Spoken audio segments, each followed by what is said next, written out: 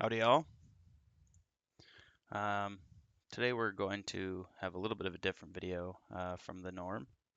Um, and I wanted to kind of foreshadow a book that I've been working on called The Constituent Trap.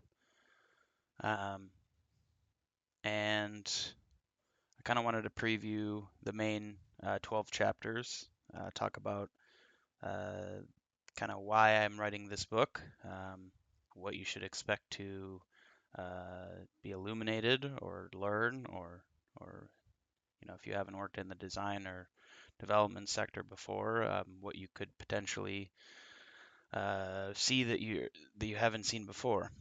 Um, but without further ado, I got laid off about 5 or so months ago from my fourth technology job.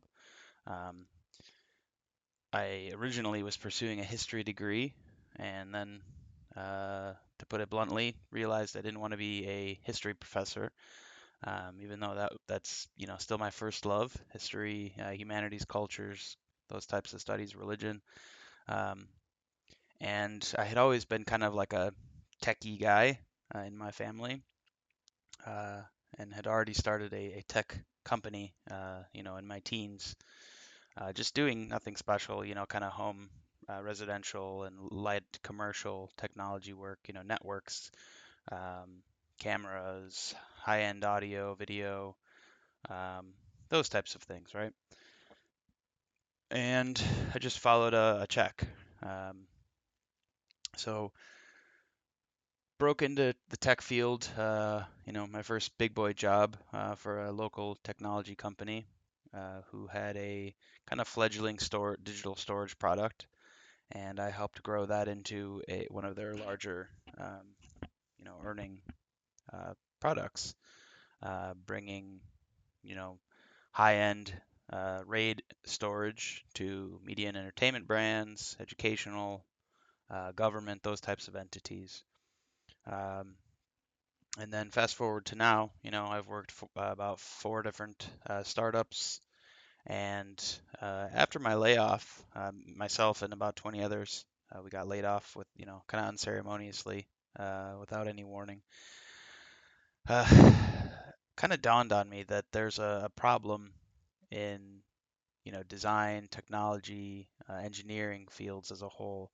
And it's not necessarily the engineer's fault. It's more of a lack of philosophical understanding in middle management. And that's what really lit a fire under my rear end, made me want to write a book about it.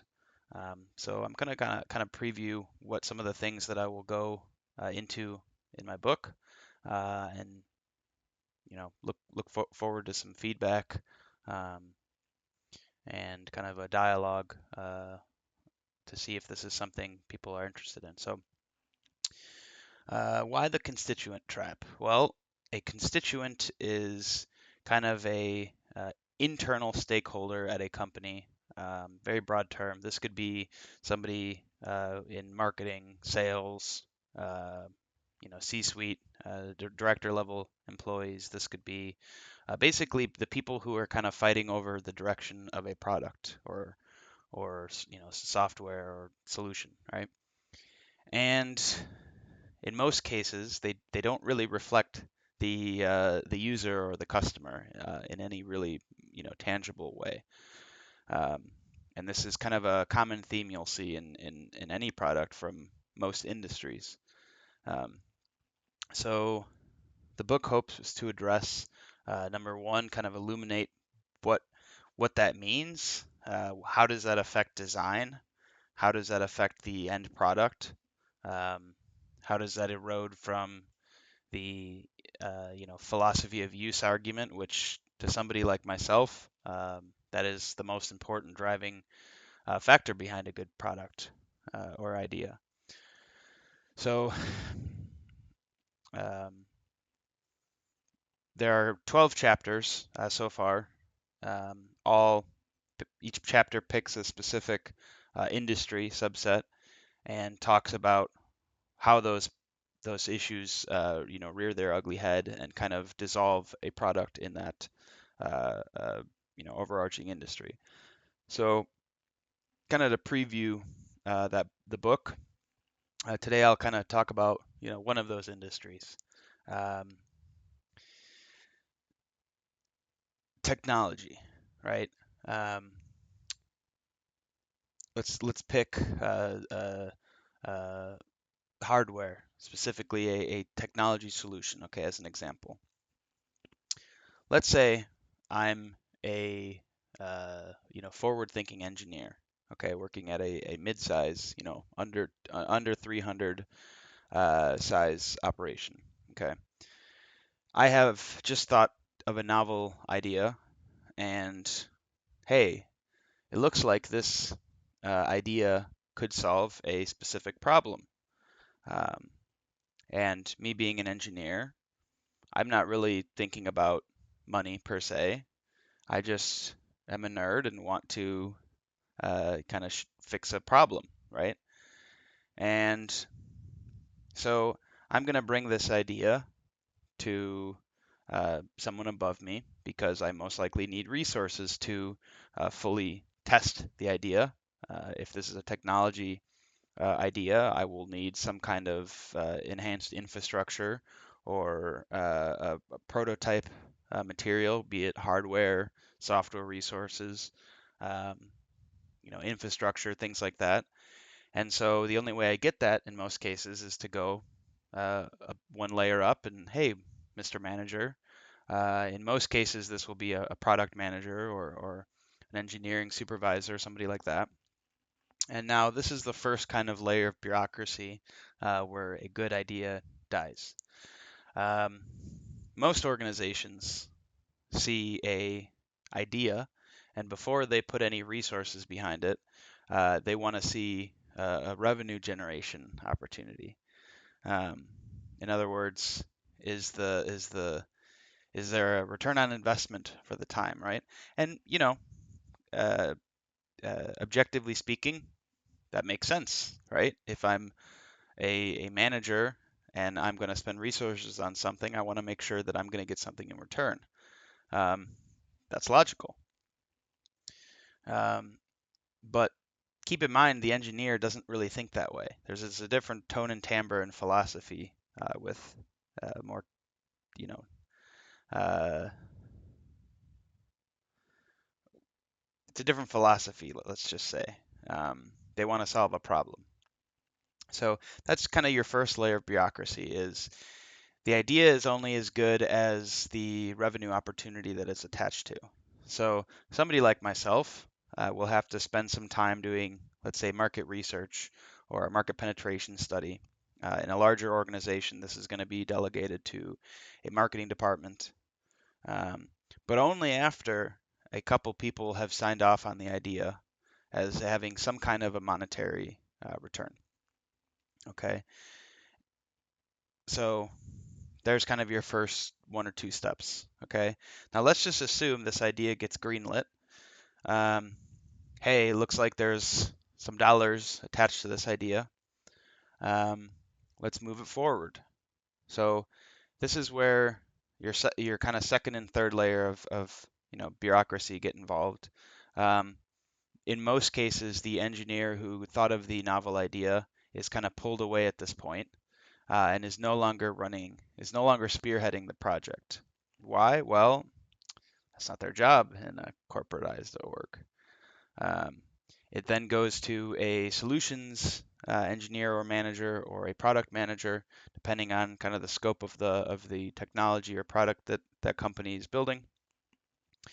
And from here, it gets kind of delegated. The different subsets of this, of bringing this product to market, get delegated to different figureheads, stakeholders, okay, or constituents. And this is where the problem therein lies, right? Pretty quickly, you go from, you know, a ball. This is what I wanted. This is my idea. Um, and you end up with something completely different. You end up with a rectangle instead of a sphere, right? Very crude analogy, but you will have somebody like a marketing or sales oriented manager, because it has to be successful in the market and competing with the other products out there.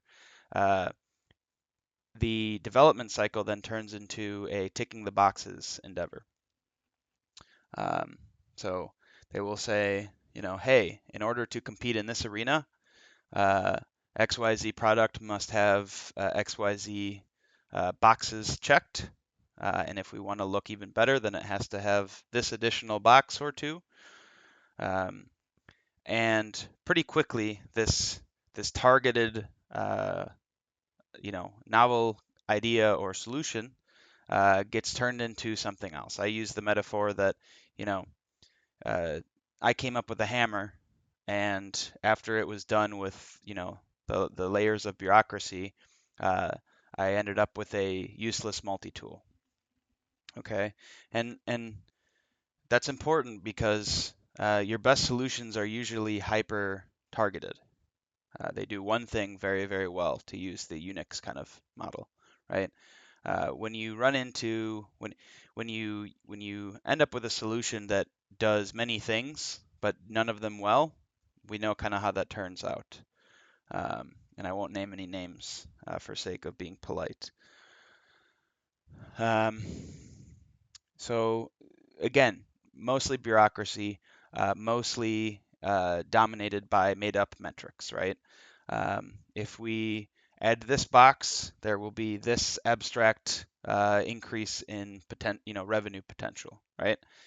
Um, so now let's fast forward to we're post ideation, we're post market penetration study. Now we're in the silo of where the rubber hits the road, as they say, right? So now we have a solution defined. We might even have an MVP, a minimal, minimum viable product, um, and we've tested it. It works well enough to sell, um, and it's at this phase that most of the time, if the damage was done, it was already done. Okay. It will then get, deliverables will be built. It will then, they'll start dabbling the carrot in front of the consumer. If the consumer isn't organically excited, uh, different, different strategies are used, be it, influence, be it mass marketing, be it, those types of things. Depends on what you're trying to sell, right? And pretty quickly, the overarching philosophy of use argument of the original engineer has been lost. Um, and pretty soon, the hammer is turned into a multi-tool. And you'll notice that a multi-tool is much harder to market than a hammer. A hammer does one thing really well, maybe a couple things pretty well, and is stood the test of time, and is at this point a refined, well thought out solution that is dependable, reliable, cost effective, and readily available. We have now turned it into something that is not that. Um, so that is kind of how technology is affected by those things. Now, what's a practical example of this and how we can solve that? Um, a perfect example of this is, and I will use a, a, a common example. Um, Even in my lifetime in the 90s, you could buy a pickup truck for $20,000 or so, right off the assembly room floor, so to speak. With It was minimal, simple, didn't have a bunch of additional bloat that I didn't ask for. Um, did it have, uh, passing and lane assist? Did it have self-parking? Did it have a 15-inch touchscreen? No. Um, but I didn't ask for those things. I just wanted a reliable, simple pickup truck that I could throw lumber in, tools, and get from A to B reliably and simply. And when something breaks, there's parts available for it. Um, and so fast forward to now, uh, that I go to buy a pickup truck, and the simplest pickup truck available, with the least amount of options from a reputable manufacturer, is now $40,000 to $50,000, and that's conservative, right? Um, and you'll notice that it has every single checkbox checked to compete in that market. Uh, because a bunch of bean counters and constituents had their hand in the design, uh, it has, CarPlay and Bluetooth and multi-array microphones for, hands-free speech. It has, $300 a piece headlights that turn with the car. It has a 15-inch touchscreen interface. Um, you know, all kinds of things that, again, the target audience doesn't care about. Okay. Uh, those are nice to haves, as we say. But at the end of the day, the target audience wanted a $20,000 simple pickup truck. They didn't want a $50,000 luxury vehicle. So, how did we get there? How do we solve that problem?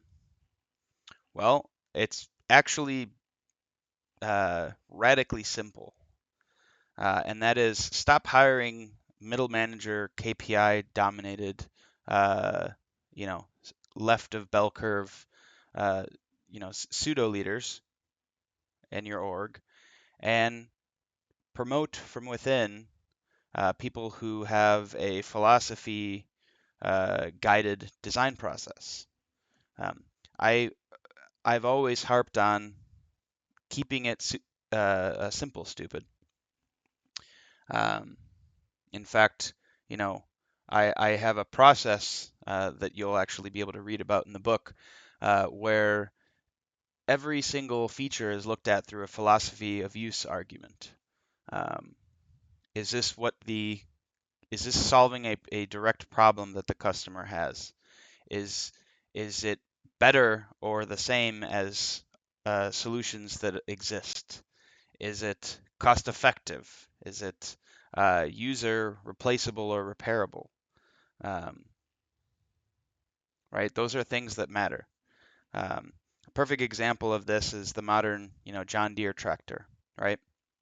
Um, a farmer working in the field who grew up on this heritage brand that their father and grandfather used, um, doesn't want a combine that requires over-the-air firmware updates.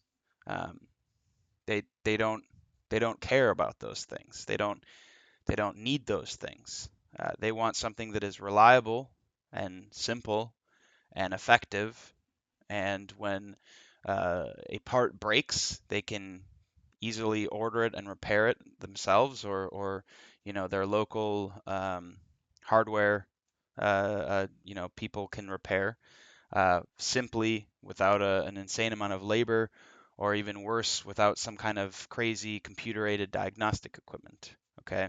The worst thing you could tell a farmer is, hey, that $500,000 farm implement that you just bought can only be repaired at the dealer. So you're gonna have to throw that on a truck bed and ship it 4 hours to the closest John Deere.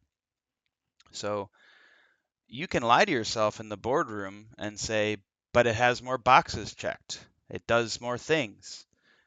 It's more, you can use a greenwashing argument, oh, it's more environmentally friendly. The carbon emissions are reduced. Whatever you have to tell yourself in the boardroom to uh, feel better. But at the end of the day, did anyone ever ask the farmer what the farmer wanted?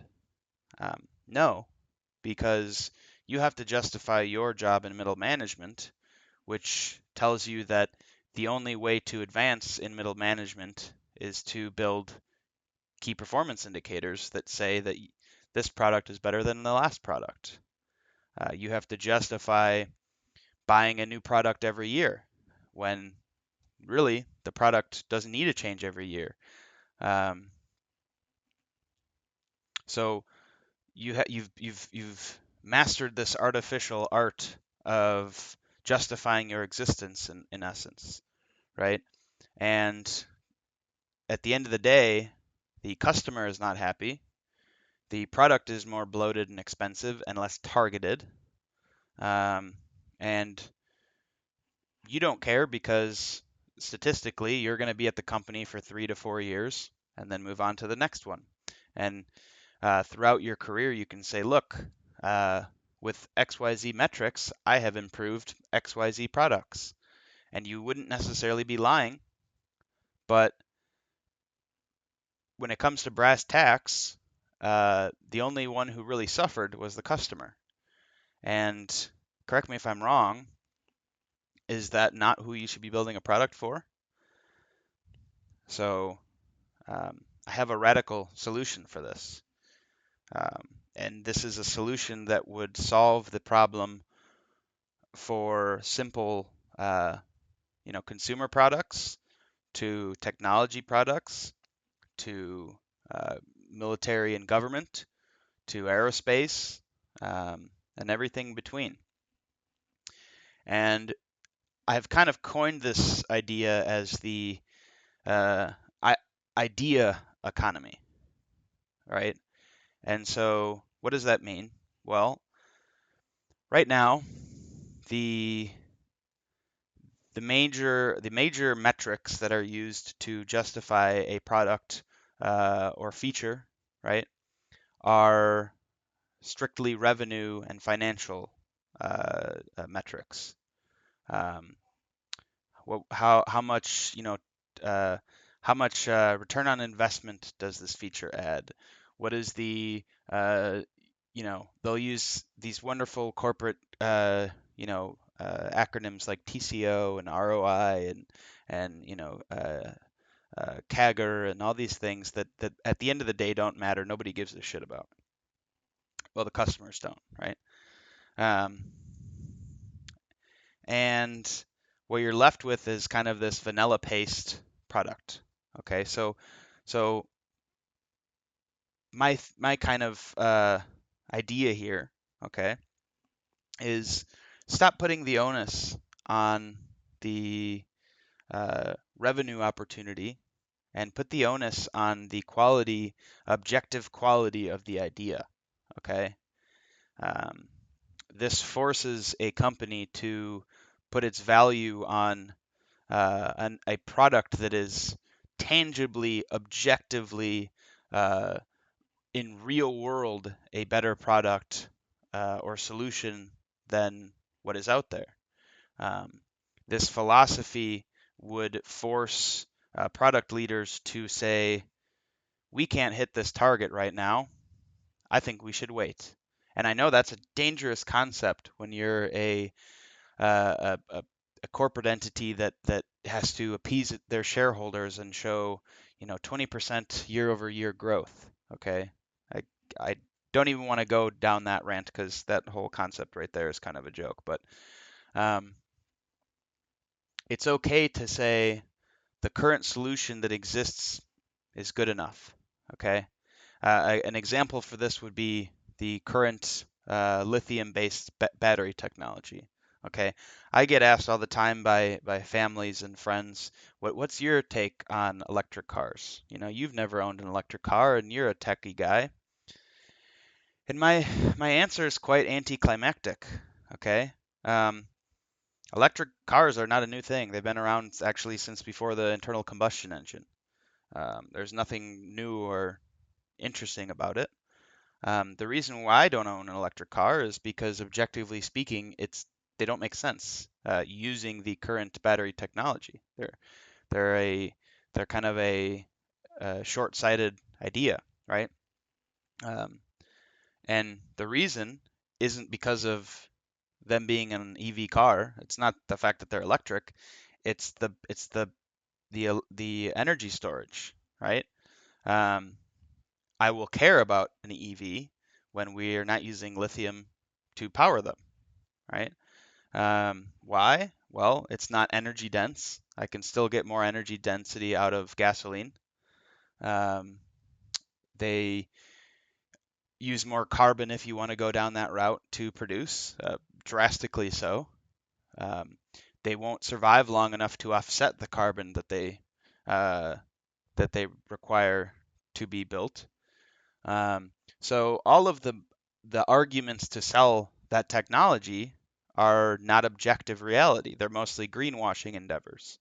They're mostly moral high ground arguments. Okay, so again, when the rubber hits the road, it is an inferior product to what it is trying to replace.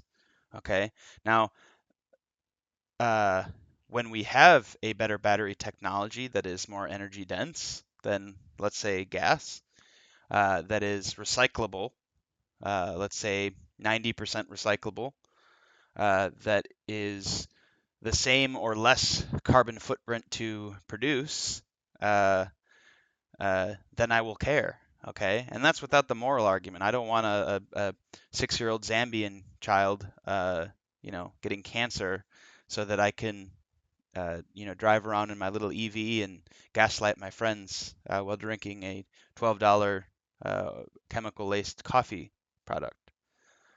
So that's a specific example, but that's where the idea economy would be a perfect solution. You would have a process for saying, okay, instead of how do we penetrate a market and make a margin on any given Monday, okay, you would force yourself to go through a process of the market is asking for a solution to XYZ problem, okay? And this is a large enough problem that we think we should solve it. And objectively speaking, it looks like this is how you solve it. And once you have a novel idea, a solution, assuming that is a good, uh, objectively good idea, you then attack it even more philosophically. You go through a debate, if you will, with other engineers, with other product leaders, and really think about the idea, the product, um, and look at it holistically. Is it easy to use? Is it repeatable? Is it repairable? Um, does it survive long enough to be a pragmatic solution? Okay.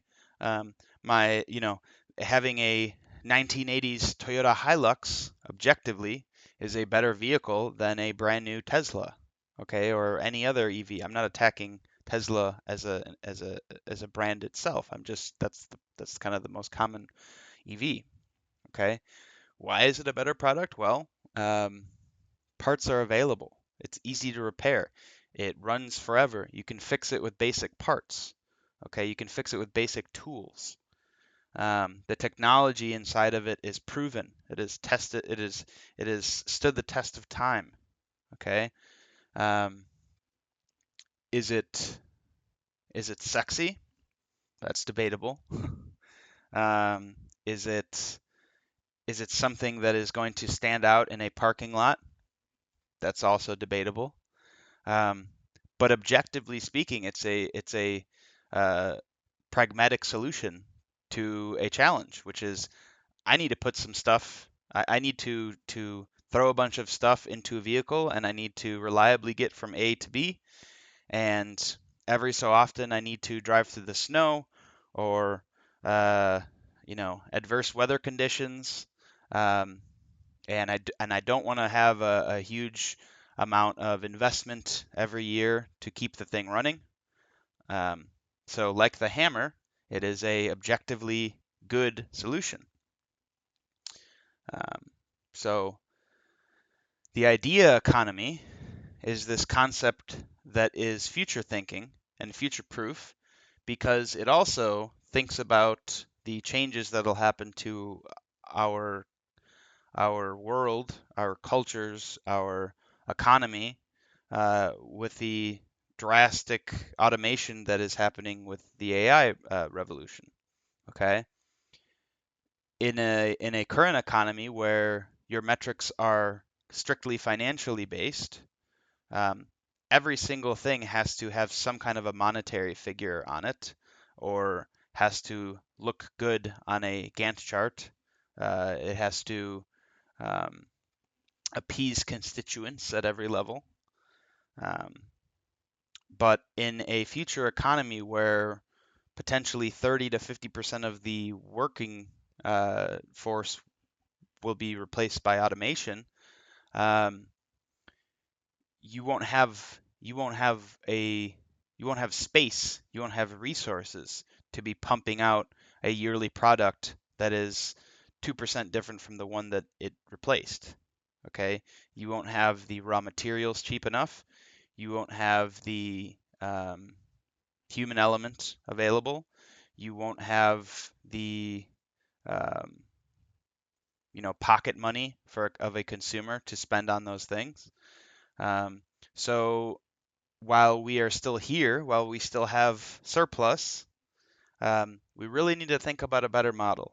And so with this idea economy solution, you put weight on a product that is objectively a better solution, and you put the weight on the idea phase, okay? Um, Not the revenue generation opportunity. Um, I it makes me laugh because I had a guy I worked for. I won't name his name, but he was famous for using the phrase, "Is this a large opportunity?" And this was usually used when the engineers kicked back and said, "This isn't going to work out well. Here's why it's too risky. Here's why we're going to get burned." And he would basically say, "Bet." And he would do that by saying, "But it's a large opportunity." And what he meant was, "We'll make a bunch of money. We can figure it out later." Um, and the amount of times that this burned us as a company um, is is quite high, and it caused a lot of unnecessary stress. It caused a lot of late nights for engineers and support staff, basically putting lipstick on a pig or shining something that was never ready to begin with. Um, you know, so that's kind of another example. Um, what this also does to improve the future is that it by nature of the idea itself being the metric, if you will, that drives a decision-making process for a company, um, you will have less tribalism, less siloed development of a product. Why? Well, because in this, you know, framework, um, an idea is a good idea because it's a good idea, not because it came from the, you know, fresh out of Berkeley, um, you know, young manicured staff, not because it came from this, big, enter big company name alumni, okay, but because it is a good idea. It doesn't matter if the idea comes from a janitorial staff or a lowly engineer or a sales staff, and it could come from anyone. Some of the best ideas I've ever heard have come from the places where you least expect it. Um, Customers, um, heck, I've come up with prototypes where I was at a trade show talking to an end user who said, "Boy, this is a big problem. I wish I could do XYZ." Okay? And if I heard that a couple times, I would go write it down on a on a, a napkin. I didn't care. Um, that right there objectively is a better process than buying a Gartner review, a multi-thousand-dollar manicured 30-page document that says this market is ripe for the taking. These are the metrics, so you can make a risk-adverse decision for your organization. Okay, so idea economy is what we should shoot for. Um, stop making multi-tools and make hammers. Okay, I'll give you an example on the military side. Um, the F-22, this sexy, cool-looking fighter that that does a million things. Okay, we've only built a handful of them because they're insanely expensive. Okay, and the uh, kind of kicker to all this is that it was on the drawing board in, I want to say, the late 70s, early 80s. Okay, it's older than I am, and it's only hit the military the last, what, decade or so. And the reason why I use that as an example is, um, the entities that built it were designing and building it in a process that was so slow, that was so risk adverse, that was so expensive, that was so resource dependent, that number one, they had to figure out all of the boxes to check before this thing left, uh, left the drawing board, right? Which that in and of itself is expensive.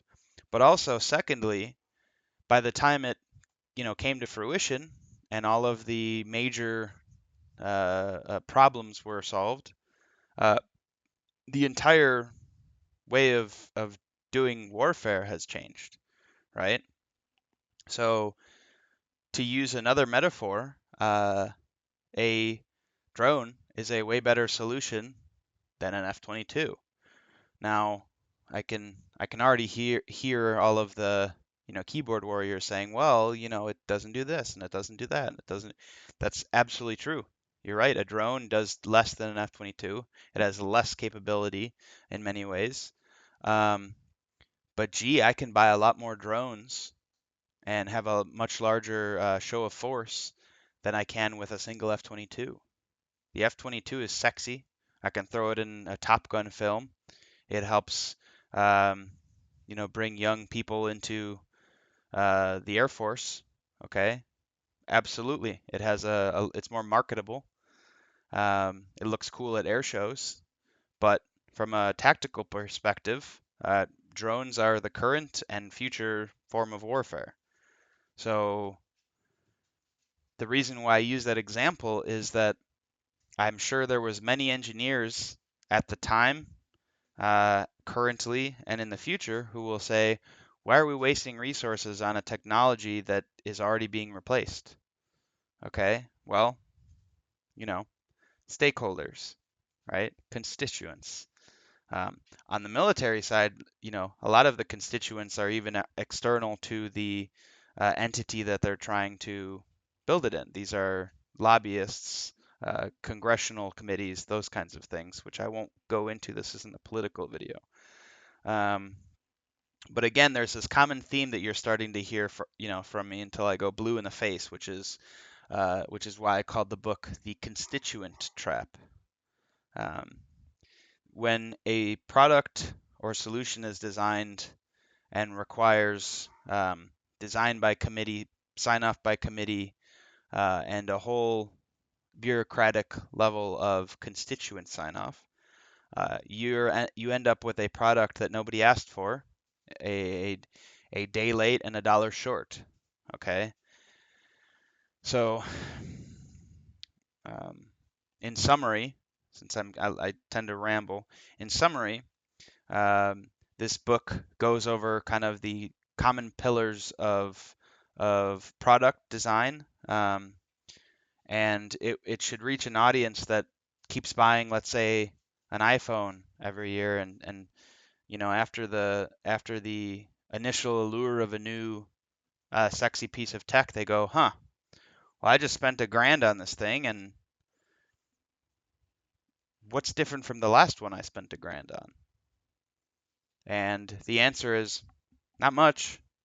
That company could have easily said the next one comes out in 3 years or 4 years when we have enough technology to justify building a new one. But it makes more sense for them to pad all of their R&D budget to sell you 4 other products in the meantime that are really no different. It's the same thing in automotive, right? You will have a generation um, product. It's got, frame changes, power source changes, all these things change. It's a new product. And then for the next 4 to 5 years, sometimes longer than that, they have to have these discussions. What are we going to change for the next one? Oh, okay. Add a little plastic here, add a bigger screen here, add this feature, you know, that we already had on this luxury car, added at a lower cost car here. Um, and so that thus begins this kind of constituent trap, if you will. And so we, the consumers, end up with products that are boring, directionless, expensive because they have to pay for that cost somehow, right? Um, and it becomes kind of a question where people like myself working at these companies have to kind of occasionally think to us ourselves and say, you know, the king wears no clothes, and we all engineers know that, and but we can't say anything about it. We can't do anything about it because we're just, lowly engineers, right? Um, and it becomes painful because people like myself, we went into the tech industry. I'll use that as an example, as bright-eyed, excited youth that wanted to change the world.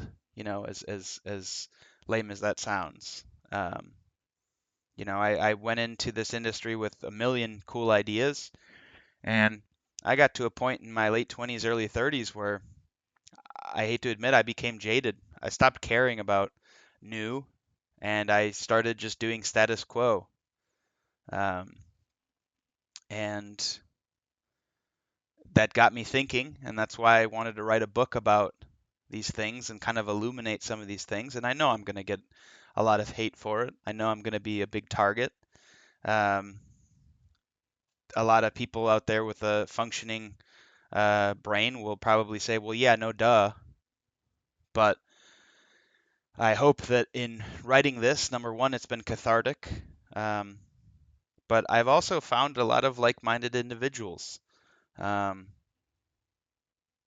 I, I even have been messaging another individual who I won't name because he's going to be in the book, who developed a automotive technology that uh, makes a 30-year-old internal combustion engine, uh, you know, to 2 or 3 times the gas mileage of your right now new internal combustion engines. And because it's so objectively simple and poignant and logical, that's exactly why it won't ever hit the market. It is dangerous for large automotive companies to be caught with their pants down.